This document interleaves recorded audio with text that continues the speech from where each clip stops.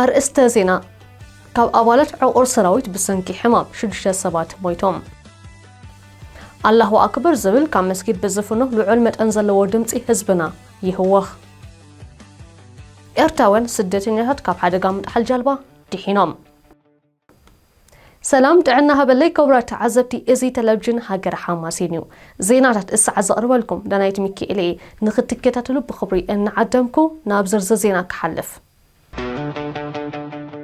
ቅድሚ ሕጂ ኣብ ኣስመራን ካቢያን ብሰንኪ ሕዱር ሕማማት ከም ሽኮራ ጸጥ ኢደምን ካልእን ዝተፈላለዩ ሕማማት ዝነበሮም እሞ ድማ ካብ ሰራዊት ወፂኦም ኣባላት ዕቁር ሰራዊት ኮይኖም ዘገልግሉ ዝነበሩ ቅድሚ 2 ወርሒ ናብ ጋሽ ባርካ ጨጋሪት ንዳግማይ ተዓሊምን ስልጠናን ወረዱ ዋላውን ሕማም እንተሃሊኩም ኣብኡ ሓኪም ኣዳሊና ኣለና ተባሂሎም ንዝኸዱ ኣባላት ብሰንኪ እቲ ሕዱር ሕማማትን እኹል መግብን ማይን መድሃኒትን ዘይምህላው ዘጊት ካብቶም ተዓለምቲ 6 ሰባት ሞይቶም ከም ዘለው ምንጭታት ቴሌቪዥን ሃገር ሓማሴን ኣረጋጊጾም بمسرد اتيكا منجتات نازر خمنا يو حبريتا كابتوما بجغاري زموتو أبالات عقور سراويت حادر سمار استوهالي تاكسي ستاو كوينو أبالزات غبيرو كمزلو أرقاقتنا لونا اتوم نابجغاريت كعلو مزوردو مبزحتوم أبا أسمران كابيان قوني نقوني أمني ولك أسرح زنات فوزنا بارو عدميم كالعلي حامسا سوسا زخونو بحمام شكوران دبزحن زساقاي زنبارو يوم ناب تعليم وردو تباهيلو مستأززو بزحات حمام كمزلو ولاو كأنت حبرو اتوم لوخاتني أندتاو إساسكن أبتي بوتا حخايم أدالينا لونا حمات مخانكم السرقاقت أخدم اللوسي هم مزبل نابتي آزي واعز عبلو بوتا وسدموم يوم أوغن كمتي مجمرتا زبلوم زي كونس بقلبات وكوينين تانيحوم حاخايم زبهالو يلون زاكل مقبي أي تقربن كم سعبينخا اتم حضور حمام زنبورم قد يموت كوينو مالوم حضور حمام ننزل لوا أبكن دي مجمرتا فلي خامتراف بزي مقدة سخوني هوني الكان أبكم زع مسألة أخل مدهانيتن مقبن زي بلو بوتا مستاد أندتاوي إسياس أبلع لنا معرخ نديج أكان خمزل لوا زارديم حامسا ساعد مارجيسكا كابسراوي ترافات واتسلمبر تعليم توردلو أبرخا كرت تبللو بجكاب هاجرنا أبكال ترأيو أي فلتنيو أريكا قويا ختبل كوينات كتمرح دما أزيو أشجاريو كم تنبر هاجراو أجلجلوت مالت بحق السنة أرى نصر علامة نوحد كيزين زلويم أما بساعتنا هاجرات كندي عمل تجلجل نمنتاي تجلجل اللخا أجلجلوت كم سود أخدما أنتي ربحتها تركب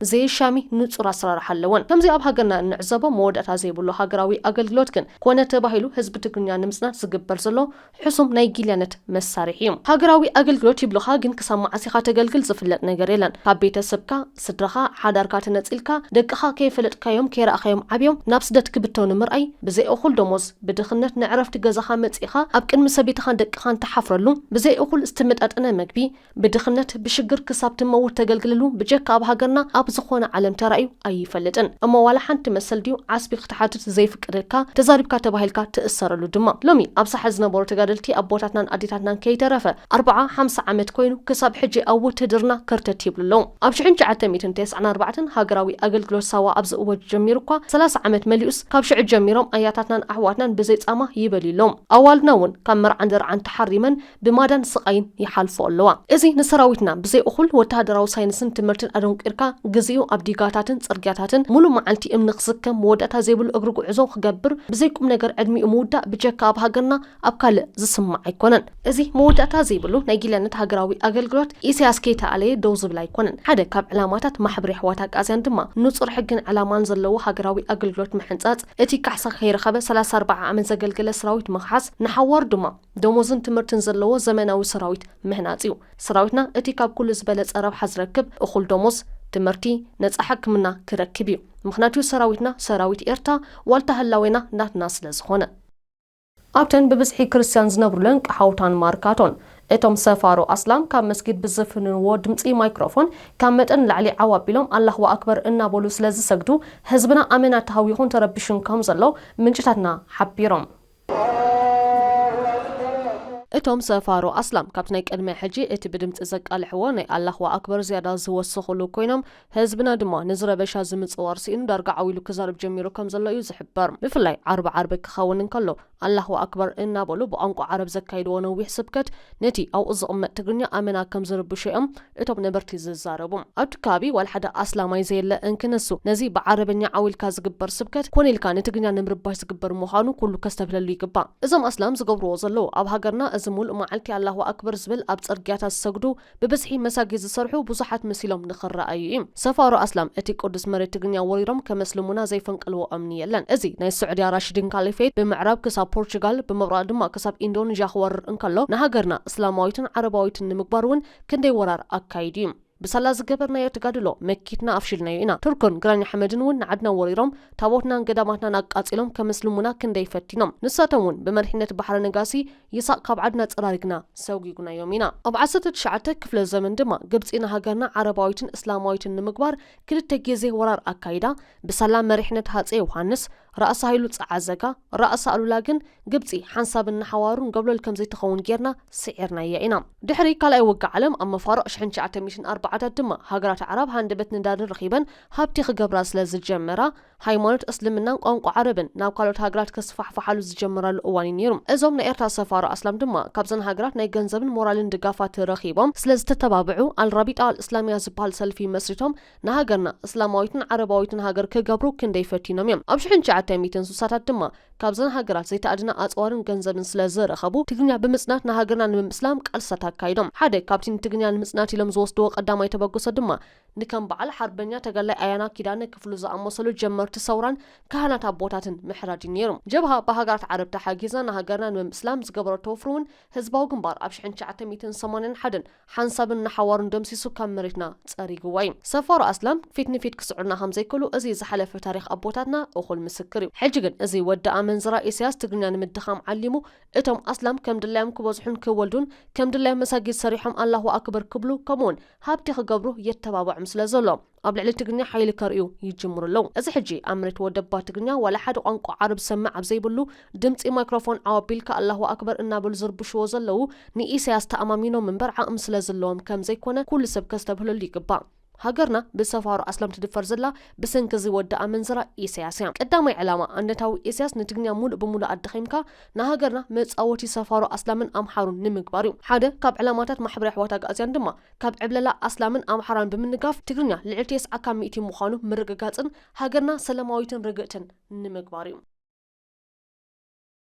أما كلاي بحري أبي كابي مالتا زركا مياوي أكال 13 إيرتاوان سدتنياتات كاب حدقا متحل كم زدحانو تحبيرهم كابتوم زدحانو 13 إريتراويان شدشتا تحت عدم قلعو زركبوهم كوينوم كاب ليبيا تبقيسوم نخلت معلتي زاكل أب بحري كم ستوقعزيو زحبر زلهم زوم زيغاتاتنا كاب حدقا مزدحانو دما أم مركب تسافيروم ناب إيطاليا ودبو أورتونا توسيدو مالهم حجوون كاب ليبيا تبقيسكا بماكلاي بحري أبيلكا زقبر قعزو كاب جيزي ناب جيزي إنا وسخي خيدالهم حدقاتاتون بو متني وسخالهم معلتاوي كاب حدقا متحل زدحنن معلتاوي توليقو زموتن بوزيهم أبا عمتا كل التشعن عسران شدشان تراي أستات شحن كلتميتن سدتنياتات مويتم كم زلو زوطو صبصبات يردوم اتوم دق سواتن سنكولان زركبوم من اسياتنا دما بسنكتي ودا منزرا اسياس زفوطرو زسكحكح دخنتن كابتا ولدوم تقاليسوم زمصوا هاجرن تسديدوم اب بحري بزغاطم حدغاتاتن قداي موتن مكران يخونلوم بزي كازي اب جهنبسات بيت ماسرت تاثيروم زساقين زموتن من اسياتنا زعمتا دقا انستيون احواتنا ازيوم بزحاتيوم اب برخاتات سهرا بشبراوين اسلام زچوين كليتوم تبتيحو بصم ماي زموتن من اسياتنا دما ماليا يبلمن لومي نحنا فحفحيلنا فوقدو تسديدنا از كل مكران ادرعن زوردنا زلو نموت زلنا هاجرنا ابز حساون سراقن ودا منزرا اسياس سلازودقتيام نحنا ابتني عالم اقداسي زبهل نقداو مسمر قيح بحري انا زلنا سلازنبار حدا كاب علامه محبر يحوات اغازيان اب حصير اوان نزودا منزرا اندنتاوي اسياس علينا اذا اب هاجرنا زلو دخنتن شجرن فتحنا حزبنا ابعدو بخبرت كنبر مغباريوم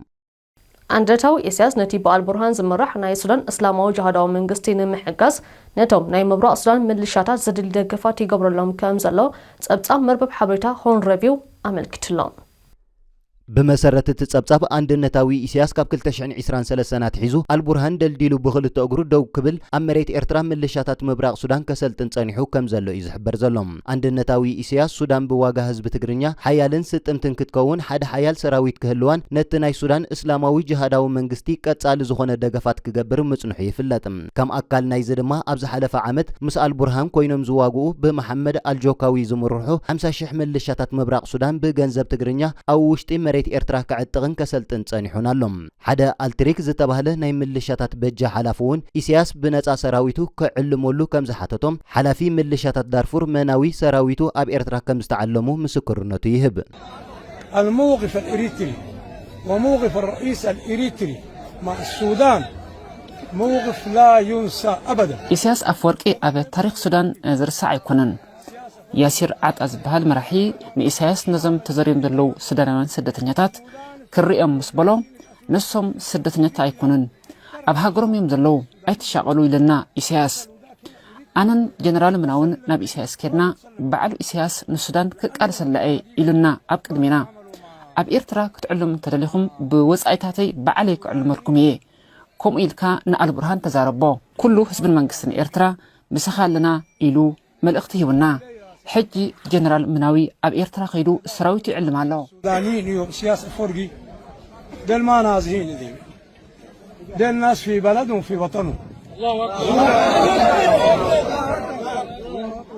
ካብዚ ብተወሳኺ አንድነታዊ ኢሳያስ ኣብ ግዜ አልበሽር ውን ከም ሳላሕ ጎሽ ዝኣመሰሉ ሓለፍቲ ስልያ ነበር ሱዳንን ካልኦት እስላማውያን ሓይልታትን ብዛዕባ ናይ መጻኢ ኣብ ቀጻሊ ዝምስረት ሓይልታት ምክልኻል ዝበሃል ሓድሽ ሰራዊት ኣመልኪቶም ኣብ ኣስመራ ተደጋጋሚ ኣኼባታት ውን ኣካይዶም እዮም። አንድነታዊ ኢሳያስ ሱዳን ዘሎ ኩናት ክጓሃሃር ካብቶም ወሳኒ ተራ ዝነበሮም እዮም። እስላማውያን ዕጡቃት ሱዳን ንመሬት ኤርትራ ከም ኣውራ ደጀን ገይሮም ካብ ኤርትራ እናተበገሱ ከም ድላዮም ከጥቅዑ ምፍቃዱን ዕጥቅን ስንቅን ምቕባሉን መራሒ ምልሻ ቁልጡፍ ደገፍ ሱዳን መሐመድ ሐምዳን قالوا نأندنتاوي إسياس بتدقاقامي كم زتنقوغو يفلاتم أفورق الأسف قاتل واقف معاهم ده والله إنه مكتب إسياس أفورقي أبن البرهان كوينو يواقالو أزم إسياس حقزم زلو إسلاموين حالتات صباح نكو أنصارو قيار يوم والله أب قربا وي دحرست والسنوانات نسراويت البرهان محقازو كتعازيو حرامية عندهم فهم يوم ونصانع زوم ناي سودان اسلامويان جهاديست اب 1989 بريزيدنت غافاري نمري عليهم ناب سلطان كاب زموصن دحر قداماي علامهم قانقو عربين شريعان زمسرتو منغستي متكال سلازخونه ازي غبراو نمغبار ابتم صلمتي سوداناوين ماليا زيبلو چفچفات اكايدوم يم اوشتي 30 عمت لعل 300 شح صلمتي سوداناوين بتم اسلامويان عطقات كم استقتلو زوصو صبصبات يردوم كالي مزت اساسيرو زمص سودان اب غزي البشير كم عثمان بن لادين زامسلو اسلامويان جهاديست ماكليان يرام بن لادين حمشت عمتات مملاتا معسكر كفيتو تكال نغدي غيرو نملا عالم شبراو مربباتو يزرغح منبارو كل زمسكرو حكيم ناي كالوت شبراوين اسلامون اورا مچاچحيتن مساغاغريتن منبارا يفلطم ازوم ناي سودان اسلامويان جهاديست نزوم اب هاغرنا زلو سفار اسلام بمعتقن بمسلطانن ون بقصالي البزيبولم من اسيات تغرنيا كوقتلون اوالدنا كيچوين كومون ناوشت هاغر سوليخم بمتاو شبراو تغبرات ككايدو صنيحم بقصالي نبتسنيم بارونتون اناتوم اب صرغياتن باراتن نوتاغي اناوصو شبراو تغبرات زكايدو خوينوم اتزاسكحكح دما اب 2007 زكايدو شبراو تغباريم ابتي اوان اتوم ناي سودان اسلامويان جهاديست مستوم ناي ايرترا سفارو اسلام توهايدوم اب لعلي معالت ناصنت زخبر زنبره حزبي بزكايدو ناي بومبا متقاتي 7 زيغاتاتنا تقتيلوم يم عندنتاوي اسياس زومن اسي تغرنيا زحردون اوالدنا زچوين ناي سودان اسلامويان حيلታት ዳግማይ ናብ ስልጣን ክመጹ ምዝሰርሑም ሃገርና ክድምሰስን መጻወቲ አምሐራን እስላምን ንኽትከውን ለይትን ቀትርን ከይደቀሰ ዝሓድር ደመኛ ጸላኢ ምዃኑ እኹል ምስክር እዩ።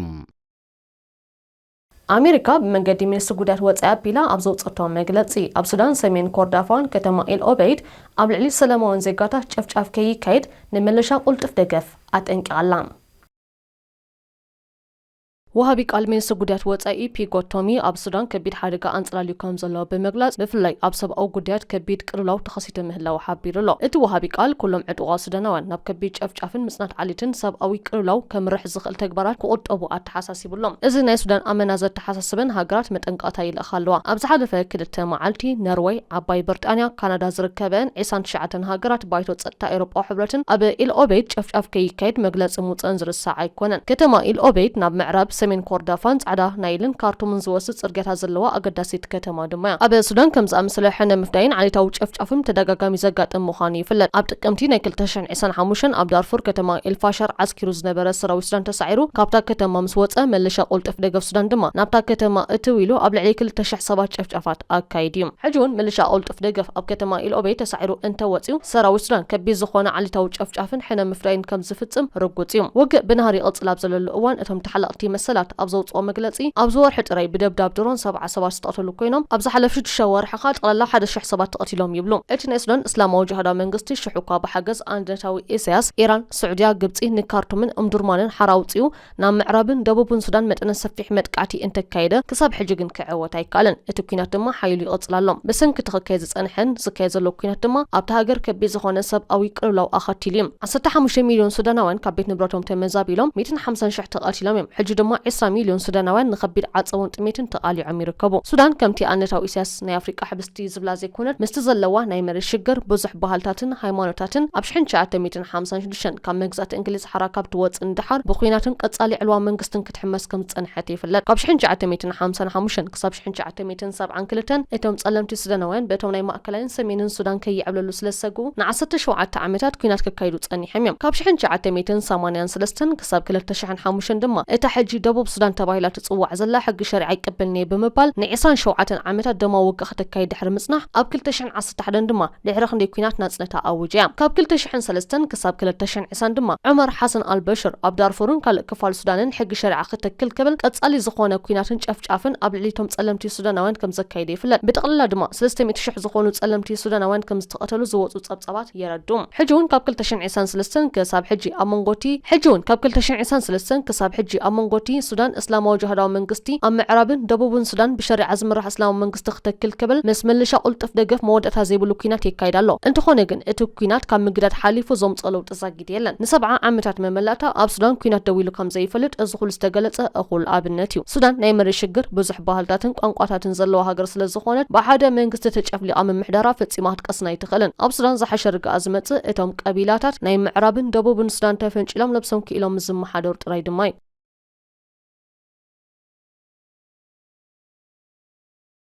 ዕጡቃት ኣምሓራ ፋኖ ኣብ ክልል ኦሮሚያ ክፍለ ግዛት ወለጋ ብዘካየድዎ መጥቃዕቲ 300 ወታደራት ኢትዮጵያ ከም ዝቀተሉ ኣፍሊጦም ኣፈኛ ዕጡቃት ፋኖ ኣስረስ ማሬ ዳምጤ ኣብዚ ጉዳይ ኣመልኪቱ ኣብ ዝሃቦ መብርሂ ቢዛሞ ዝበሃል ናይ ፋኖ ክፍለ ሰራዊት ብዘካየዶ መጥቃዕቲ 2 ሬጅመንት ምዉትን ቁስሉን ምሩኹን ከም ዝኾነ ሓቢሩ እቲ ውግእ 9 ሰዓት ዝወሰደ ኮይኑ ሳልሳይን 5ን ሬጅመንት ናይ ክፍለ ሰራዊት ሱሳ ማእከላይ እዚ ሙሉእ ብሙሉእ ተደምሲሱ ምህላው እቲ ኣፈኛ ወሲኹ ይገልጽ ብመሰረት እዚ 300 ወታደራት ተቐቲሎም 43 ድማ ተማሪኾም ኣሎም እቶም 6 ላዕለዎት መኮንናት ምዃኖም እዩ ዝሕበር ዘሎም እልቢ ዘይብሉ ኣጽዋር እውን ሰሊቡሎም መንግስቲ ኢትዮጵያ ንፍሉይ ሓይሊ ኣምሓራ ሙሉእ ብሙሉእ ኣፍሪሱ ስልጣን ክቆጻጸር ዝወልዖ ኩናት እንሆ 3 ዓመት ኣቁጺሩሎም ኣብዚ 3 ዓመት ተሳዒሮም ካብ ዝበዝሐ ቦታታት ኣምሓራ ወጺም ኣብ ዓበይቲ ከተማታት ኣምሓራ ጥራይ ዓስኪሩ ይርከባሎም ኣብ ክልል ኦሮሚያ ምስ ሰራዊት ግንባር ሓርነት ኦሮሚያ ዘካይዶ ዘሎ ኩናት እውን ተሳዒሮም ኣብ ዝበዝሐ ቦታታት ኣዝሊቑ ኣብ ኣዲስ ኣበባን ገለ ከተማታትን ተወሲኑ ይርከብ ኣብ ኢትዮጵያ ውሽጣዊ ኩናትን ዕግርግርን እንሓየለ ይኸይዳሎም እቲ መበገሲ ውሽጣዊ ኩናትን ዘይምረገጋን ኢትዮጵያ ከምቲ ኢሳያስ ዝብሎ ብሰንኪ ዘይምህላው ሓድነትን ኣብ ብሄር ዝተመስረተ ፌደራላዊ ስርዓትን ዘይኮነስ ኣብ ኢትዮጵያ ብብዝሒ ህዝብን እቲ ኣብታ ሃገር ዘሎ ጸጋ ስለ ዘይማጣጠንን እዩ ኢትዮጵያ ልዕሊ 1 ሚልዮን ህዝቢ ዘለዋ ክትከውን ከላ ኣብታ ሃገር ዘሎ ጸጋ ግን ኣዝዩ ውሕድ እዩ እቲ ሃገር እኹልተ ሓራሲ መሬትን ስትራቴጂካዊ ጸጋታትን ብሕርሻን ንግድን ምቹዋት ዝኾኑ ሩባታትን ንኢንዱስትሪ ወሰንቲ ዝኾኑ ማዕድናትን ወዘተን የብላን ኢትዮጵያ ብሓፈሻ ክትረአን ከላ ቀሰንቲ ሃገር ኮይና ከይትቐጽል ዝገብርዋ 4 ዓበይቲ ምኽንያታት ኣለዉ ንሳቶም ድማ ናይ ገጸ መሬት ጸገማት ናይ ባህሊ ጸገማት ናይ ታሪኽ ጸገማትን ናይ ክሊማ ጸገማትን እዮም ኤውሮፓውያን ኣብ 1880ታት ንሙሉእ ኣፍሪቃ ክወሮን ከለዉ ነዚ ናይ ሎሚ ኢትዮጵያ ተባሂሉ ዝፍለጥ ከባቢታት ግን ዝበሃግ ጸጋን ገጸ መሬትን ስለ ዘይብሉ ኣየድልየናን ኢሎም ከይገዝእዎ ገዲፎም እዮም እንግሊዛውያን ኣብ 1870ታት ንኸባቢ ኣምሓራ ተቆጻጺሮም ነቲ ናይ ጎንደር ንጉስ ሃፀይ ቴዎድሮስ ወላ እኳ እንተቐተሉ እዚ ገሃነምሳት ዝኾነ መሬት ወልሓንቲ ረብሓ የብሉን ካብ መኽሰቡ ክሳርኡ ይገድድ ብምባል ነቶም ብሃፀይ ቴዎድሮስ ተኣሲሮም ዝነበሩ ዜጋታት ኣፍቲሖም ቀልጢፎም ካብ ኣምሓራ ወፂኦም እዮም ኣብቲ እዋን ናይ እንግሊዝ መራሒ ዝነበረ ዊልያም ግላድስቶን ኣብ ባይቶታ ሃገር ኣብ ዘስምዖ መደረ እንግሊዝ ነዚ ናይ ሎሚ ከባቢታት ኢትዮጵያ ኣዝዩ ኣጻደፍን ጸጋ ዘይብሉን ስለ ዝኾነ ብቐዋምነት ክንሕዞን ተፈቲና ንዓና ዓብይ ክሳራ እዩ ብምባል ገሊጹ ነይሩ ግናኸ እንግሊዝን ፈረንሳይ ኣብ ከባቢታት ቀይሕ ባሕርን ምብራቕ ኣፍሪቃን ሱዳንን ይነሓንሓ ስለ ዝነበራ እቲ ናይ ሽዑ ናይ ሽዋን ኣምሓራን ንጉስ ዝነበረ ሚኒሊክ ብገንዘብን ብንዋትን ብዲፕሎማስን ብዕጥቅን ብምድጋፍ ነዛ ናይ ሎሚ ኢትዮጵያ ከም ዝቆጻጸራ ገይሮን እየን እቲ ቀንዲ መበገስ ግና እንግሊዝ ነዛ ናይ ሎሚ ኤርትራን እትገፊሕ ገማግም ቀይሕ ባሕርን እታ ቀንዲ ጸላኢታ ዝነበረት ፈረንሳይ ከይትቆጻጸሮ ብምስጋእ ነታ መሓዛኣ ዝነበረት ጣልያን ነዛ ናይ ሎሚ ኤርትራ ክትቆጻጸራ ዓዲማታን ሓጊዛታን እያ ጣልያን ድማ ንህዝቢ ትግርኛን ንመሬቱን ክትገዝእ ወተሃደራት ኣኽቲታት ተበገሰት ግናኸ ኣብቲ እዋን ህዝቢ ትግርኛ ብመሪሕነት ሃፀይ ዮሃንስን ራእሲ ኣሉላን ንወራር ጣልያን መኪቶም እዮም በይናን ህዝቢ ትግርኛ ክስዕሮ ከም ዘይትኽእል ዝተረድአት ጤልያን ንህዝቢ ትግርኛ ብሰሜንን ብደቡብን ምእንቲ ከተኽበቦ ምስ ሃፀይ ምኒልክ ናይ ሽዋ ኣምሓራ ውዕል ከተመት እቲ ኣብ መንጎ ጤልያንን ሃፀይ ምኒልክን ናይ ኣምሓራን ሽዋን ዝተፈረመ ውዕል ጤልያን ብሰሜን ምኒልክ ድማ ብደቡብ ኮይኖም ህዝቢ ትግርኛ ንምኽባብን ንምውራርን ጤልያን ንምኒልክ ዘይተኣደነ ገንዘብን ዕጥቅን ክትቦም ዳሕራይ ድማ ንመሬት ትግርኛ ወሪሮም ኣብ መንጎ ከማቕልዎ ዝብል ነይሮም ብመሰረት እቲ ውዕል ድማ ጤልያን ብሰሜን ምኒልክ ድማ ብደቡብ ንህዝቢ ትግርኛ ብምውራር ኣብ 1890 ንህዝቢ ትግርኛ ኣብ ክልተ መቐልዎም እታ ሓማሴን ተባሂላ ትፍለጥ ዝነበረት ሃገረ ትግርኛ ድማ ኤርትራ ዝብል ባዕዳዊ መፀውዒ ተዋሂቧ ናይ ጤልያን ግዝኣት ኮነት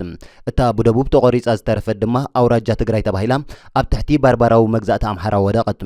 እታ ብሓገዝ ጤልያንን እንግሊዝን ፈረንሳን ራሽያን ኣሜሪካን ዝተፈጠረት ኢትዮጵያ ነቲ ሎሚ ኣብታ ሃገር ዝርከቡ ህዝብታት ትግራይ ኦሮሞ ሶማል ሲዳማ ወላይታ ሃረር ጋምቤላ ቤንሻንጉል ወዘተ ብምውራር ብምርሳይን ብምጽናትን ተቆጻጸረቶምን ኣስፋሕፈሐትን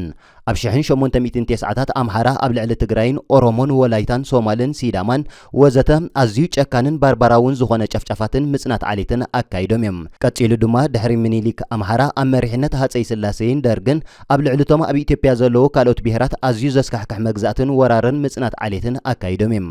ክሳብ ምውዳቕ ደርጊ ኣብ ኢትዮጵያ ዘለዉ ብሄራት ብቋንቋኦም ክመሃሩን ክዳነዩን ክዛረቡን ኣይፍቀደሎምን ነይሮም ናቶም መራሕቲ ክመርጹውን ኣይፍቀደሎምን ነይሮም ባህሎምን መንነቶምን ሃይማኖቶምን ብነጻ ከንጸባርቑ ብመንነቶም ክኾርዑን ኣይፍቀደሎምን ነይሮም ብተወሳኺ ክሳብ ምውዳቕ ደርጊ ብሄራት ህዝብታት ኢትዮጵያ መሰል ርእሰ ውሳነ ኣይነበሮምን ድሕሪዚ ኣብ ኢትዮጵያ ብመሪሕነት ሕወሓት ንብሄራት መሰል ርእሰ ውሳነ ዝህብ ቅዋምን ቅዋማዊ ፌደራላዊ ስርዓትን ተተኺሉ እዩ ግናኸ ኣፈጣጥራ ኢትዮጵያ ብወራርን ጨፍጫፍን ምጽናት ዓሌትን ስለ ዝኾነ ኣብ መንጎ ብሄራትን ህዝብታትን ቀቢላታትን ኢትዮጵያ ምትእምማንን ምርድዳእን የለን እዚ ድማ እቲ ኢትዮጵያ ከይትረግእ ዝገብራ ናይ ታሪክ ጸገም እዩ እቲ ካልእ ጸገም ናይ ኢትዮጵያ ገጸ መሬት ኮይኑ እታ ሃገር ካብ ገምገም ባሕሪ ርሕቕትን ብጎቦታትን ኣጻድፍን ዝተመልአትን ሩባታት ዘይብላ ልሙዕ ተሓራሲ መሬት ዘይብላ ወዘተ ስለ ዝኾነት እዩ መሬት ኢትዮጵያ ኣዝዩ ጎቦታትን ጀቕጀቕ ገደላትን ብምዃኑ እኹል ተሓራሲ መሬት የለን እቲ ዝርከቡ ድማ ኣብ ጎቦታት ብምዃኑ ብውሕጅ ዝተባሕጎገ ንፍግረ መሬት ዝተቐልዐ ብኣሲድ ዝተበከለን ተፈጥራዊ ማዕድንን ዝወደአን እዩ በዚ ምኽንያት ካብ ተሓራሲ መሬት ኢትዮጵያ እቲ ፍርቂ ብኣሲድ ዝተበከለ እዩ እቲ ሳልሳይ ጸገም ኢትዮጵያ ናይ ባህሊ እዩ ኢትዮጵያ ንሓድሕዶም ብዘይተኣማምኑን ናይ ኣማኢት ዓመታት ደምነት ዘለዎም ቀቢላታትን እንዳታትን ዝተመልአት እያ ብተወሳኺ ናይ ባህልን ሃይማኖትን እምነታትን ብዙሕነት ኣሎም እቶም ኣብ ኢትዮጵያ ዘለዉ ቀቢላታት ናይ ስራሕን ናይ ውዳብን ባህሊ የብሎምን ብሰንኪ እዚ ባህላዊ ጸገማት ድማ እታ ሃገር ሓንቲ ርግእትን ጥርንፍትን ብልጽግትን ክትከውን ኣይትኽእልን እያ እቲ ራብዓይ ናይ ኢትዮጵያ ሽግር እምበኣር ናይ ክሊማ እዩ እታ ሃገር በብ10 ዓመት ብደርቂ ትጥቅዓ ዳርጋ ናይ ኢትዮጵያ ፍርቂ መሬት ዝኸውን ምብራቃዊ ከባቢታት ከም ክልላት ሶማል ዓፋር ኦሮሚያ ምድረ በዳ እዩ ኣብ ቀረባ ዓመታት ድማ እቲ ምድረ በዳ ብፍጥነት ይስፋሕፍሕ ብምህላው እቶም ኣብቲ ከባቢ ዝነብሩ ቀቢላታት ነተን ዝርከበን መሬት ሳዕርን ማይን ንምቁጽጻር ይነሓንሑን ይዋግኡን ኣለዉ ንኣብነት እቲ ኣብ መንጎ ናይ ኢትዮጵያ ዓፋርን ሶማልን ዘሎ ጎንፂ መሬት ሩባ ኣዋሽን ሳዕርን ንምቁጽጻር እዩ ኢትዮጵያ ብሓገዝ ኤውሮፓውያን ከም ሃገር ዝተፈጠረት ኮይና ዳሕራይ ድማ ብሓገዝ እንግሊዝን ኣሜሪካን ሕብረት ሶቪየት ራሽያን ቻይናን ከም ሃገር ክትቅጽል ጸኒሓ ድሕሪ ካልኣይ ኩናት ዓለም ኣብ 1940ታት ብእንግሊዝ ትሕገዝ ዝነበረት ኮይና ኣብ 1950ታት ክሳዕ መፋርቕ 80ታት ድማ ካብ ኣሜሪካ ዘይተኣደነ ሓገዛትን ረድኤትን ረኺባ እያ ድሕሪ ምምጻእ ደርጊ ድማ ሕብረት ሶቪየት ራሽያ ቁጽርን ስፍርን ዘይብሉ ገንዘብን ኣጽዋርን ሓይሊ ሰብን ወዘተን ረኺባ እያ ኣብ 1980ታት ንኢትዮጵያ ወኪላ ምስ ሰራዊት ህዝባዊ ግንባር ትዋጋእ ዝነበረት ሶቪየት ሕብረት ራሽያ እያ ድሕሪ ደርጊ ኣብ እዋን ኢህወደግ ኢትዮጵያ ሃገር ኮይና ክትቅጽል ዝገበረ ካብ ቻይና ዝረኸበቶ ዘይተኣደነ ለቓሒ ነይሩ ካብ 2015 ጀሚሩ ግና ኢትዮጵያ ካብ ቻይና ትረኽቦ ዝነበረት ለቓሕ ዳርጋ ደው ኣቢሉ እዩ በዚ ድማ እታ ሃገር ካብ ኤውሮፓን ኣሜሪካን ቻይናን ትረኽቦን ዝነበረት ሓገዝን ለቓሕን ደው ብምባሉ ኣብ ጥሜትን ኩቱር ድኽነትን ህውከትን ኩናትን ኣትያ ትርከብ ከምቲ ኢሳያስ ዝብለና እታ ሃገር ብሰንኪ መራሕታ ወይ ብሰንኪቲ ፌደራላዊ ስርዓት ኣይኮነትን ደኺያ ብግልባጡ ድማ ኤርትራ ኣዝዩ ምቹው ገጸ መሬትን ሓያል ባህልን ውሁድ ኣብ ላዕሊ መንነት ትግርኛን ዘለዋ ሃገር ብሰንኪ ሓደ ኢሳያስ ኣፈወርቂ ካብ ዓለም ተነጺላ ኣዝያ ድሕርቲ ኮይና ደኺያን ተዋሪዳን ትርከብ ኢትዮጵያ ሕጂ ተባታቲና ትርከብ ኮይና መንግስቲ እታ ሃገር ንኸባቢታት ትግራይ ንዝበዝሐ ኣምሓራን ኦሮሚያን ሶማልን ኣይቋጻጸሮን እዩ እቲ ሕልሚ ኣቦታቱ ከተግብር ንህዝቢ ትግርኛ ዘጽንስ ዘሎ አንድነታዊ ኢሳያስ እምበር ንሃገርና ናብዛ ከምዚኣ ዝኣመሰለት ድሕርትን ፍራስያን ቀቢላዊት ኢትዮጵያ ከሓውሳ ለይትን ቀትርን ዝሰርሕ ዘሎ እንተኾነ ኢትዮጵያ ሎሚ ንኤርትራ ክትውሕጦ ኣይኮነን ንርእሳ ተበታቲና እያ በዚ እውን እቲ እንኮ ጸላኢ ህዝቢ ትግርኛን ልኡላውነትን ኤርትራን ኢሳያስ ጥራዩ ኣብ ኢትዮጵያ ሰላምን መረጋጋእን ክመጽእ እንተኾይኑ እታ ሃገር ናብ 4 ሃገራት ክትባታተን ኣለዋ በዝውን ትግራይን ዓፋርን ናብ ሃገራ ሐማስየን ታሪኻዊ ቦታታት ብምዃን ናብ ኤርትራ ከኣትው እዮም አምሃራ በይኖም ሃገር ይኾኑም ኦሮሞ ድማ በይኖም ሃገር ይኾኑም በዚ መንገዲ ኢትዮጵያ ሓንሳብን ሓዋሩን ንኤርትራ ስጋት ከም ዘይትኸውን ክንገብራ ኢና ብዛዕባ ምርጫ ኢትዮጵያ ከባልዓልና ኣብ ኤርትራ ኩሉ ስልጣን ኣብ ኢድ ኢሳያስ እዩ ቀደም ብሕግ እንዳባ ኩሉ ነገራት ብቐጣው ምርጫ ወይ ተሳትፎ ህዝቢ ይውሰን ነይሩ ድሕሪ አንድነታዊ ኢሳያስ ድማ ሕግ እንዳባን ቀጣው ዲሞክራሲን ክንምልሶ ኢና ገናኸ ዲሞክራሲ ብዘይ ቁጠባን ብዘይ ማሕበራዊ ምትእምማንን ብዘይ ሓደ ዓይነት ዓብላለ ሃገራዊ መንነትን ብዘይ እሙናት ትካላትን ወዘተን አይፍጠ ሰብስልጣን ሶማሊላንድ ናይ ጸጥታ ሽግር ኣሎ ብዝብል ምክንያት መንበሪ ወረቐት ናይ ሃገር ዘይብሎም ናይ ደገ ዜጋታት ኣብ ውሽጢ 10 መዓልቲ ካብታ ሃገር ጥቂሎም ክወጹ ኣዚዞም ሚኒስተር ጸጥታ ሶማሊላንድ ዓብድራሺድ መሐመድ አሕመድ ንሓለፍቲ ጸጥታ ተሃገር ዝኾነ ሕጋዊ ወረቐት ዘይብሉ ናይ ደገ ዜጋ ካብታ ሃገር ብዘይ ዝኾነ ቅድመ ኩነት ክስጎግ መምርሒ ኣመሓላሊፉሎም እቲ ሚኒስተር ብዝርዝር ዋላ እኳ እንተዘይገለጸ እቲ ጉዳይ ግን ምስ ሃገራዊ ድሕንነት ዝተኣሳሰር ጉዳይ ምዃኑ የረድም ንሱ ሶማሊላንድ ኣቓልቦ ብዙሓት ሃገራት ትስሕብን ማእከል ወፍርን ንግድን ትኸውን ብምህላዋ ጸጥታ ሃገር ንምርግጋጽ ግድን ምዃኑ ኣስሚሩሉሎም ናብ ሃገርና ብዙሓት ኣውፈርቲ ክመጽኦም ኢልና ንጽበም ስለዚ ጸጥታ ሳኒኡ ድማ ይብል በመሰረት ካብ ላዕሊ ዝወረዶ መምርሒታት እቶም ሓለፍቲ ጸጥታ ወረቐት ዘይብሎም ናይ ደገ ዜጋታት ካብታ ሃገር ክሰግዎም የተሓሳሰብ ብዙሓት ሃገራት ኣፍሪቃ ብሰንኪ ኣብ ውሽጠን ዘጋጥመን ዘሎ ቅልውላውን ሽቕለት ኣልቦነትን ኣብ ልዕሊ ኣፍሪቃውያን ስደተኛታት ናይ ምስጓግ ስጉምትታት ይወስዳ ኣለዋ ኣብ ገለ ሃገራት ሕሉፍ ሓሊፉ እቶም ደቂ ዓዲ ነቶም ኣፍሪቃውያን ስደተኛታት ብዳርባ እምኒ ከም ተመን ክቕጥቅጥዎም ይረኣዩሎም ኣብ ዝሓለፈ ሳምንታት ኣብ ደቡብ ኣፍሪቃ አንጻር ስደተኛታት ሰልፍታት ክካየድ ቀኒዩ ሕጂ ድማ መንግስቲ ደቡብ አፍሪቃ በ10ታት ዝቁጸሩ ናይ ማላዊ ዜጋታት አውቶቡስ አሳፊሩ ናብ ሃገሮም ጠሪዝዎም ኣሎም ኣብ ሃገራት ኡጋንዳ ኢትዮጵያን ደቡብ ሱዳንን ውን ኣብ ልዕሊ ስደተኛታት ጽልኢ እናሓየለ ይኸይዳሎም ኣብ ኡጋንዳ ድኽነትን ሽቕለት አልቦነትን እናወሰኸ ይኸይድ ስለዘሎም እቶም ደቂ ዓዲ ቁጠባና ናይ ደገ ዜጋታት ይቋጻጸሩ ኣለዉ እቲ ዕድላት ቀዳምነት ንደቂ ሃገር ክወሃብ ኣለዎ እናበሉ የማርሩሎም እቲ መንግስቲ ውን ኣብ ልዕሊ ስደተኛታት ዘለዎ መርገጺታት ካብ ግዜ ናብ ግዜ እናትረፎ ይኸይዳሎም ኣብ ኢትዮጵያ ዘሎ ጸጥታውን ቁጠባውን ኩነታት ውን ኣዝዩ ኣሰካፊ ስለዝኾነ እቲ መንግስቲ ብዙሓት ኤርትራውያን ከኣስርን ናብ ዓዶም ክጥርዝን ምጽንሑ ይፍለጥ ክሳብ ሕጂ ኣማኢት ዜጋታት ካብ ኢትዮጵያ ናብ ኤርትራ ተጠሪዞም ኣለዉ እዚ ኣብ ሃገራት ኣፍሪቃ ዝውሰድ ዘሎ ስጉምትታት ምስቲ ዘሎ ተኣፋፊ ኩነታት ደው ዝብል ኣይኮነን ሕጂ ውን ኣብተን ሃገራት ፋሕብትን ኢሎም ዘለዉ ዜጋታትና ግዳይ መከራን ኣደራዕን ምጥራዝን ክኾኑ ከም ዝኽእሉ ዘጠራጥር ኣይኮነን ዶ ኣብ ዘን ድሑራትን ጨካናትን ሃገራት ኣፍሪቃ ኣብቲ ምዕቡል ዝበሃል ኤውሮፓን ኣሜሪካን ውን ስደተኛ ኮንካ ክንበረሉ ኣብ ዘይከኣለሉ ብርኪ ተበጺሕሎም ስለዚ ዘይሃገርካ ኣይሃገርካን እዩ እቲ መሰረታዊ ፍታሕ ነቲ ስደተኛ ዝገበረካ ወዲ ኣመንዝራ ኢሳያስ ኣሊኻ ኣብ ሃገርካ ቁጠባ ፈጢርካ ክብረትካ መውሓስ እዩ ኣብ መወዳእታ ዜና ስፖርት ክህልወና እዩ ኣርጀንቲናዊ ኣጥቃዒ ጋንታ አትሌቲኮ ማድሪድ ጁሊያን አልቫሬዝ ኣብዚ ክረምቲ ካብታ ጋንታ መውፅኢ ንዓይነታ ጋንታን ዝሓሸ ይመስለኒ ክብል ንጋዜጠኛታት ሓሳቡ ሂቡሎም ወዲ 25 ዓመት አርጀንቲናዊ አጥቃዒ እስፓኛዊት ጋንታ አትሌቲኮ ማድሪድ ጁሊያን አልቫሬዝ ድሕርቲ ትማሊ ሶኒ 22 ሰነ ሃገራዊት ጋንታ አርጀንቲና ንሃገራዊት ጋንታ አውስትሪያ 2-0 ዝሰዓረቱሉ ግጥም ንጋዜጠኛታት ኣብ ዝሃቦ ቃል ምስቶም እዚ ጉዳይ ዝምልከቶም ኣባላት እታ ጋንታ ተዘራሪበ ኣለኹም ኣነ ሕልመይ ክውን ክገብር ስለዝደሊ ኣብዚ ክረምቲ ንዓይ ካብታ ጋንታ ክወፅእ ምፍቃድ ንኹሉ ዝሓይሽ ውሳኔ ኮይኑ እዩ ዝስማዓኒ ክብል ሓሳቡ ግልጽ ገይሩሎም ጁሊያን አልቫሬዝ ድሌቱ ካብ አትሌቲኮ ማድሪድ ወፂኡ በቐጥታ ናብ ባርሴሎና ንኽሰጋገር እኳ እንተኾነ አትሌቲኮ ማድሪድ ግን ነዚ ወዲ 25 ዓመት ተጻወቲኦም ካብ ናብ ባርሴሎና ዝሰጋገር ካብ ላሊጋ ወፃኢ ናብ ዝርከባ ጋንታታት ክሰጋገር ስለዝደልዩ ነታ እስፓኛዊት ጋንታ ነቲ ተጻዋታይ ከተፈርሞ እንድሕር ትደሊ ኮይና ንመፍረሲ ውዕል ጥራይ 500 ሚልዮን ዩሮ ክትከፍል ከም ዘለዋ እዮም ሓቲቶም ዘለዉ እዚ ኩነታት እዚ ድማ ነታ ካብ ዝሓለፈ ዓመት ጀሚራ ንጁሊያን አልቫሬዝ ንምፍራም ዓቢ ድሌት ከተርኢ ዝጸንሐት እንግሊዛዊት ጋንታ አርሰናል ዓቢ ባብ ዘርሃወ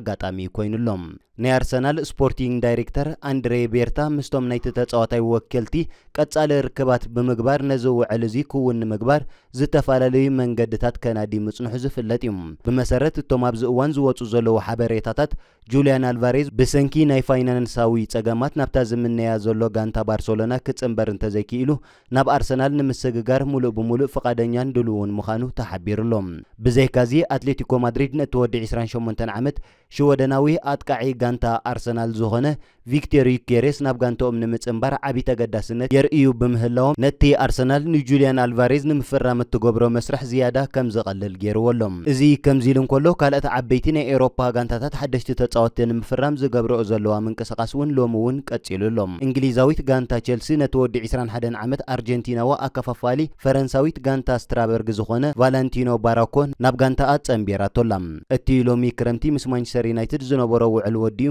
ካብታ ጋንታ ብዕሊ ዝተሰናበተ ወዲ 34 ዓመት ብራዚላዊ አከፋፋሊ ካዚሜሮ ድማ